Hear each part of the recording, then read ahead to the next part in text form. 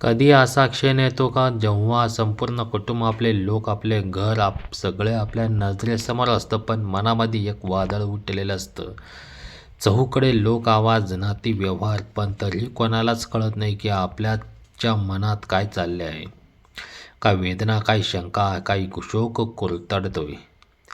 ज्ञानेश्वर माऊली आज जणू हात धरून सांगतायत, शोक मनाला जाळायला लागला की बाहेरचे कोणीही आपल्याला वाचवू शकत नाही. फक्त परम सत्याचे ज्ञान त्याच्या जखमेवरचा एकमेव मलम आहे.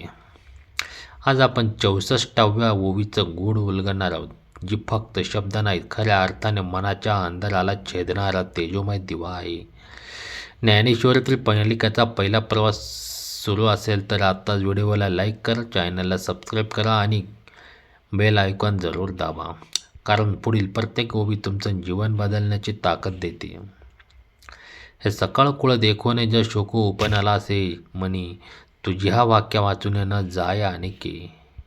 हे सकाळ कुळ देखोने म्हणजे कुटुंब आपल्यासोबत असलं तरी मन एकटं. इथे माऊली म्हणतात, बाहेरचं जग, कुटुंब, समाज सगळं दिसतं डोळ्यासमोर.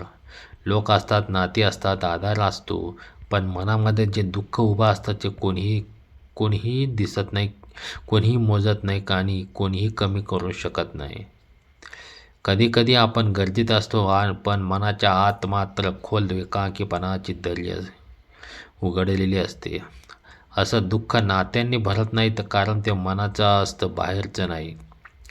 या शोकू उपनाला से मने, हा शोक साधा दुःख नाही. हा शोक म्हणजे फक्त एखाद्या घटनेचं दुःख नाही.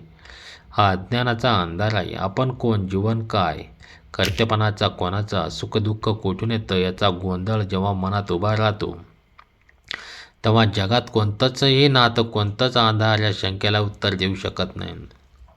हा शोक आहे, स्वतःला न ओळखण्याचा शोक आहे. पैसा मिळाला, मान मिळाला, लोक मिळाली, पण स्वतःच हरवलं तर मन रिकामं होतं. हा शोक दूर करायला कोणी सक्षम नाही.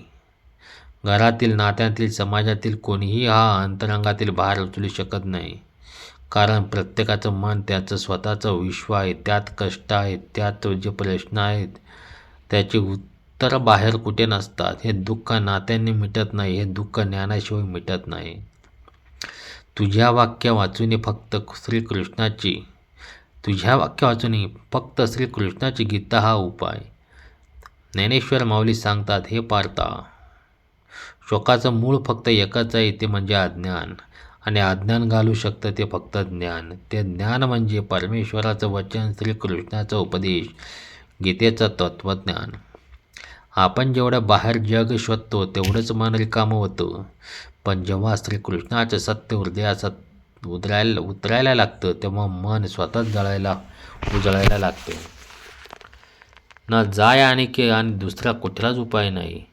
कित्येक लोक दुःखातून पळ काढायला प्रयत्न करतात, कधी गप्प बसून, कधी इतरांवर राग काढून, कधी गोष्टी बदलून, कधी नात्यांमध्ये आधार शोधून. पण या ओवीचा अस्पष्ट निष्कर्ष आहे, शोक कमी करणारा एकच उपाय ज्ञान, आणि ते ज्ञान मिळवून देतो श्रीकृष्णाचा गीता उपदेश. आजचे लोक नाव, पैसा, यश, सोशल मीडिया, लोकांचं मत या सगळ्यात अडकले आहेत. कधी एकटेपणा येतो, कधी भीती, कधी अपेक्षा, कधी अपयश.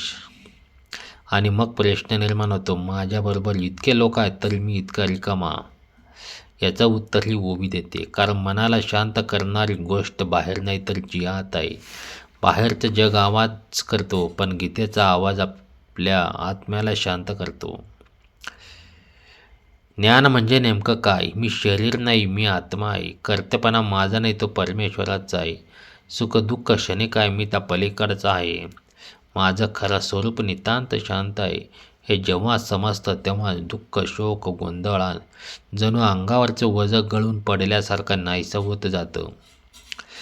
ओवीचा सार म्हणजे मनाच्या अंधारात सत्याचा दिवा.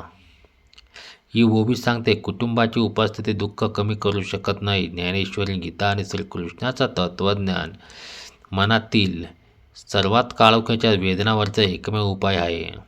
म्हणून ही ओवी आपल्याला तात्पुरतं समाधान देत नाही, तर जीवन जगण्याचा पाया देते. जर तुम्हाला ही ओवी हा अर्थ आणि आध्यात्मिक प्रवास मनाला स्पर्शून गेला असेल तर व्हिडिओला लाईक करा. ज्ञानेश्वरी मालिका पुढे पाहण्यासाठी चॅनलला सबस्क्राईब करा, कमेंट करा. ज्ञानाचा दीप हृदयात प्रज्वलित राहू. आणि हा व्हिडिओ तुमच्या कुटुंबातील मित्रांसोबत शेअर करा, कारण कोणाचं तरी मन कदाचित आजच या ओवीतील ज्ञानाची प्रतीक्षा करत असेल. धन्यवाद.